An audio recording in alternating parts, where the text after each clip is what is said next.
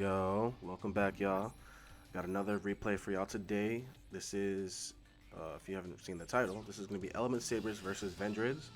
I kind of switched it up. I'm playing Vendreads now. I was playing Metaphys last month, but Metaphys is still relevant in today's meta. It's just I would need more important key cards in order for me to survive or like reach further ranks, I guess. So I'm playing Vendreads now. Vendreads are a cool zombie ritual archetype uh, that I enjoy. And if you enjoy and you want to pick this up, well, you can look at my replays and see if this playstyle suits you. And if you enjoy it, you can more than welcome to copy the deck at the end of the video. And yeah. So my first turn, I go first. I open up with Vendread Nights, which is the Vendread's field spell, which is very important. Basically has two effects. One, you can discard one card, which is any card in your hand. Add one Vendread monster from your deck to your hand. You can only use this effect of Vendread Nights once per turn. This is the second effect now. When your Vendread monster destroys an opponent's monster by battle, you can banish one Vendread monster from your graveyard. It can attack an opponent's monster again in a row. So what it means is if you have Vendread Revenants, Vendread Houndhorde, Vendread Core, Anima, whatever, as long as the effect monster's in the graveyard and you have a monster that can attack or whatever, you can banish it, you can attack again. So keep that in mind when you're playing this field spell. So I ditch out Galaxy Cyclone to draw into my Revendread Slayer, which is the ritual, not boss monster, but he's pretty good. The ritual zombie of the deck. So my opponent activates Palace of the Elemental Lords, which is his field spell for the Element Sabers. So he go ahead and summon Element Saber Malo. I think Malo is able to ditch a card. Or if the field spell dishes a card, so yeah, they both, mill whatever, which boosts his attack. If you're wondering, let me pause it for a second. His field spell: all monsters they control gain attack and defense equal to the number of different attributes in your graveyard times 200. He discarded 2, so that's why he got the attack boost of 400. Now, once per turn, you can add one Element Saber monster from your deck to your hand, but skip the battle phase of your next turn, even if this card leaves the field. Once per turn, if an Element Saber monster in your hand or field would send a card from the hand to the graveyard to activate an effect, you can send that many Element Saber monsters from your deck to the graveyard instead.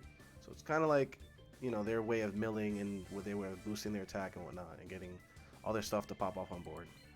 So definitely a high priority for me. Definitely want to get rid of that before he does any more shenanigans. So my turn.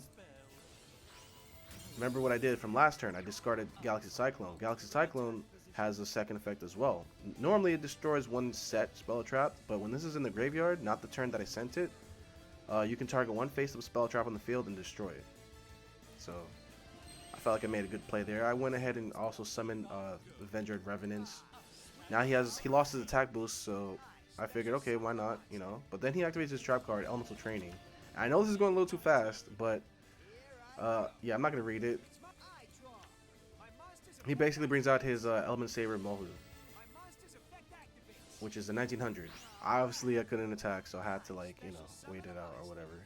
So he's, special summoning. He basically milled.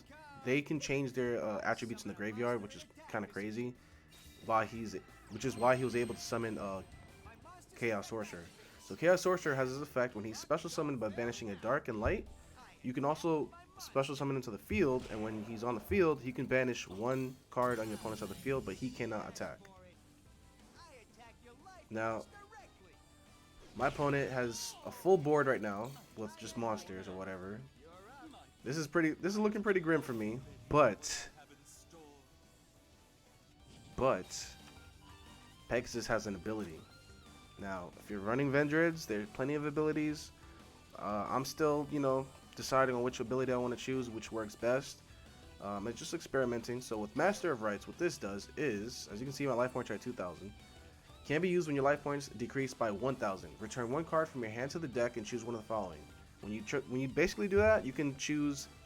You add one random ritual monster or one random ritual spell card from your deck to your hand.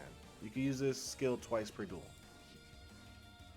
So I returned Slayer, and I got Revendread Evolution, which is basically the ritual spell card, as you can see. I'm ritual summoning from the grave because that's what Vendreads do. They're allowed to ritual summon either from your hand, field, or graveyard. So I was able to summon Revendread Executor, which is the boss monster of the deck. He's level 8, 3000 attack, but 0 defense. His effect is really good. When he's destroyed, he's allowed to search for any Vendread card in your deck. So just keep that in mind. And he also, while this is ritual card or ritual summon is on the field, your opponent cannot target cards you control with ritual effects. So I'm basically wiping the board now because remember, Vendread Nights, as long as I'm able to banish these Vendread monsters in my graveyard, I'm able to attack. This is what I was basically explaining from earlier, which is why my one monster just took out all 3 monsters if you were paying attention or whatnot. So I basically have the initiative or the advantage now. My opponent can only work with what he has, so he plays Alistair the Invoker. Alistair Invoker is still a little bit new to me, but I'm starting to understand and basically, like, I don't know, just know that Alistair Invoker basically summons himself or whatever. You get a a fusion card, which is Invocation. He's able to fuse with monsters with different attributes, which is what you're going to see right here. He goes into Invoked Mangelica.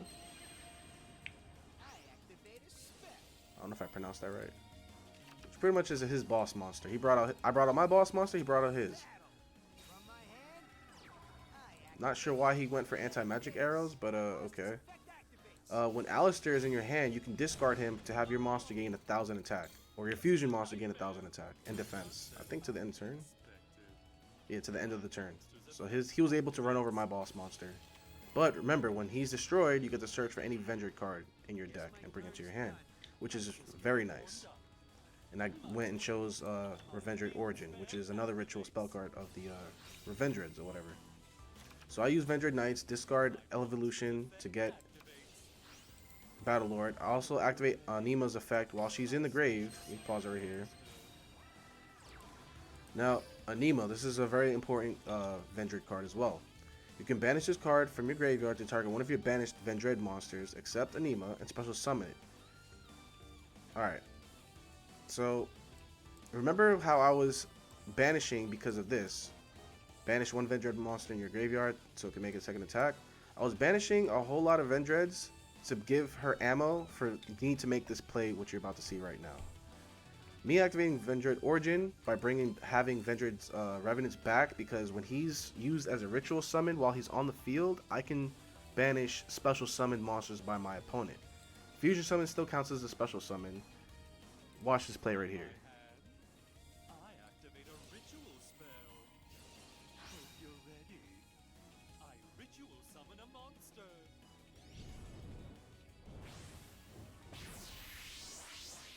Behold, Revendread Executor is back on the field with this effect.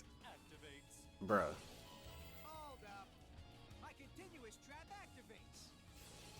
Unfortunately, I wasn't able to banish his monster because of his trap card, so he brings out his Element Saber. What is this? Lapuina?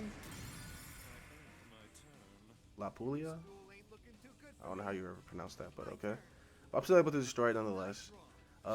Had he didn't have that trap card, I would have banished that monster. Not that it really matters. I mean, it kind of does, but it kind of doesn't at the same time. I kind of noticed that these cards go hand in hand, this elemental training and the field spell.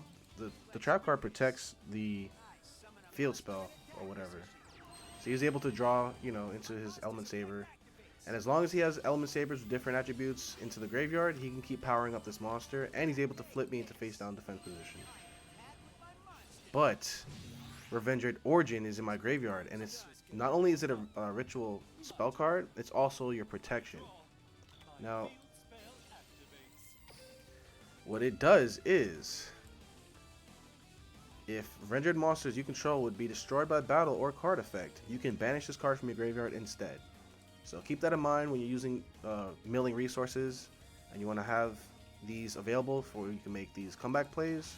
Just keep that in mind if you're a Vendread player, or if you're new and you want to get into Vendreads or Revendreads, however you pronounce them. Revendread. Origin, you definitely want to run at 3, and it's very nice to have. I believe because I was flip face down, I lose the effect of Revenants.